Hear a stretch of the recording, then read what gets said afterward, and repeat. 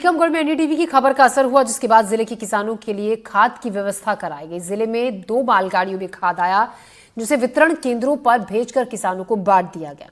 किसानों की खाद की परेशानी को लेकर एनडीटीवी ने प्रमुखता से खबर चलाई थी।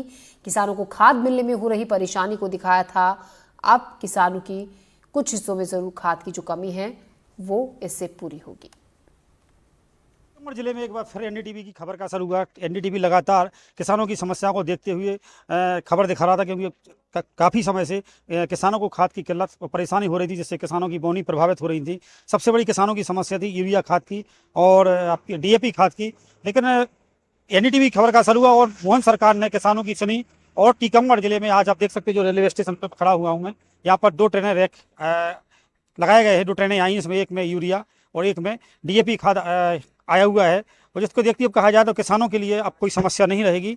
और खाद के लिए अभी तक जो खाद की समस्या थी उससे किसान जूझ रहे थे, उसको देखते हुए यहाँ पर प्रशासन और मोहन सरकार ने बेहतर व्यवस्था बनाने के लिए जो यहाँ पर खाद की व्यवस्था बनाई गई है। और यहाँ पर जो रैक है, जो रैक पर खाद उतर रहा है, किसानों के लिए कहा जाए तो आने वाले समय में कोई समस्या नहीं होगी। मेरे साथ टीकमगढ़ के एसडीएम संजय द्विवेदी हैं, इनसे जानने का प्रयास करेंगे।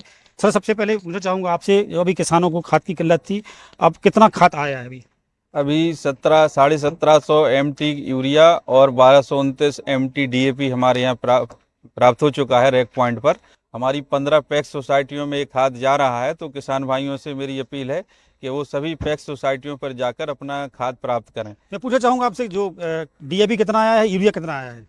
हाँ, 1500-1550 MT यूरिया आया है और 1229 MT डीएपी आया हुआ है। व्यवस्था क्या रही इनको इस बार? जो डीएपी है, सब समझ में आ रहा है, आप लोग सोसाइटी में बांट रहे हैं, कितनी सोसाइटियां हैं, कैसे किसानों को सोसाइटी में दिया जाएगा? जी बिल्कुल, हमने अपने ज़िले की 12 पैक्स सोसाइटियों में पूरा डीएपी भेज रहे हैं और सभी किसान जो वहाँ के मेंबर हैं वो भी प्राप्त कर सकते हैं। जो डिफ़ाल्टर हो गए हैं किसान, उन सभी डिफ़ाल्टर किसानों को हम इसके पहले वाले जो 2 रैक आए थे उससे वितरण कर चुके हैं और 8000 किसान जो डिफ़ाल्टर थे वो खाद ले चुके हैं।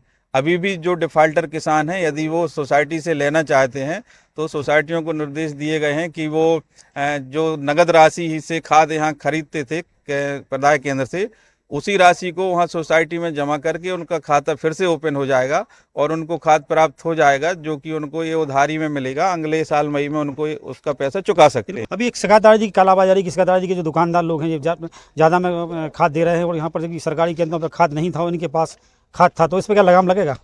बिल्कुल लगाम लगेगी। जो 30% निजी विक्रेताओं को खाद प्रदान किया गया है, उसमें हमने कृषि विभाग के आरईओ एवं अपने राजस्व के पटवारियों की ड्यूटी लगा दी है। वो जाके वहां पर देखेंगे, अगर कोई ज़्यादा पैसे में ज़्यादा कीमत पर बेचने पाया जाएगा उसके विरुद्ध इसी एक्ट में कार्रवाई की जाएगी और उनको जेल भेजा जाएगा। ये थे टीकमगढ़ एसडीएम संजय द्विवेदी का कहना रहा कि टीकमगढ़ में अब जिले में अब खाद की समस्या नहीं रहेगी।